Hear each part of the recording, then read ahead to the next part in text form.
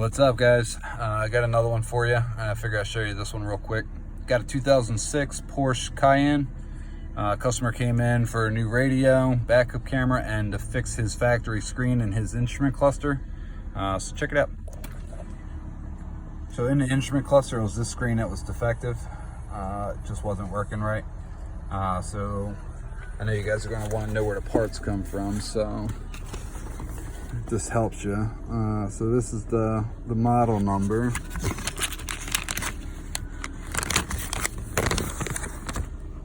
Here's the company and stuff. So I bought the display. It kind of just comes, this is the original one. Little ribbon harness and stuff. There's a lot of good videos out there to show how to take the instrument cluster apart and plug this thing in. It was actually pretty easy. First time doing it. With no experience on it. Probably took roughly about, I mean, if you're counting full disassembly and everything, 45 minutes to an hour, something like that, taking your time. So that turned out nice, working good. Second, we did a JVC touchscreen DVD player. It's the JVC KWV660BT, so it does Apple CarPlay, Android Auto. Has a USB input, DVD slot. So what we did is we uploaded the Porsche logo for the backsplash kind of screen. That way it kind of just gives it that factory look and feel. Parts wise, for the wire harness, we used Scosche LPE 10. Actually, the harness was pretty bulletproof, very easy to wire up. And I mean, it worked as intended. So it provides the power, the turn on for the radio, provided us the reverse cam connections. That way when you put it in reverse, the screen switches over. It also retained steering wheel controls. For the dash kit fit pretty nice. Color matches very well. The fit and finish is really nice. That is the Metra 9604B, and then I believe we used a European antenna adapter. I think it was like the EU10. And then finally, the customer also did a backup camera, just your standard backup camera. You can pretty much get these from whoever. But this one was kind of like the factory fit and finish style. So we kind of did it up in the corner there. So you got your handle in the middle. You got your lights, really no space there, so we had to put it here. So the wires go up into the door panel. Along the side here. They come out through here. Down through the trim, and then down with all the factory wiring into there, and then all the way up to the front.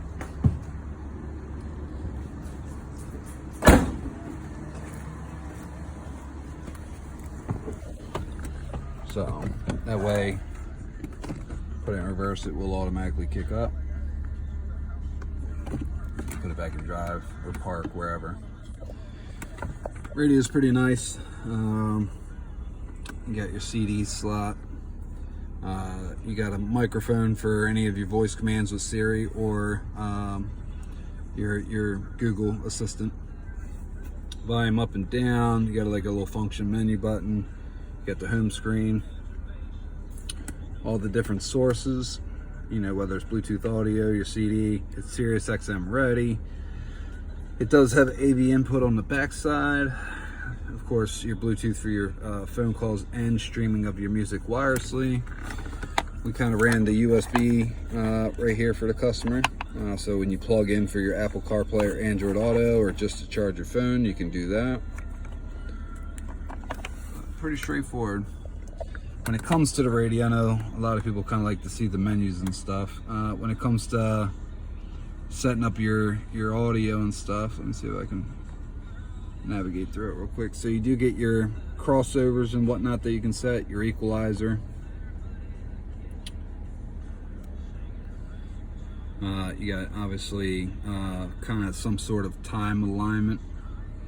Yeah, so you can set up your time alignment to kind of create your nice staging effect.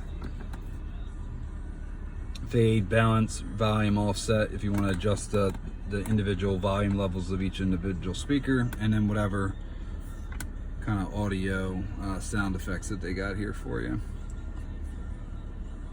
When it comes to the setup, really can't change the color, but you can change the background like I was showing you I did for the Porsche. What I did is on a flash drive, went to Google, looked up Porsche JPEG image, or something along those lines, loaded it up to the flash drive, plugged it in, and then when you go to the background, down here in the bottom, the images will be visible when the thumb drive's plugged in. So solid unit, very straightforward, very simple, easy to use, not too many bells and whistles where it makes it confusing, and really nice bright screen. So really can't ask for more. If you got any questions about this, let me know. Hopefully this helps somebody out. Yeah, if you have any questions, let me know. Make sure you like the video, subscribe, all that good stuff. And till next time, thanks guys, see ya.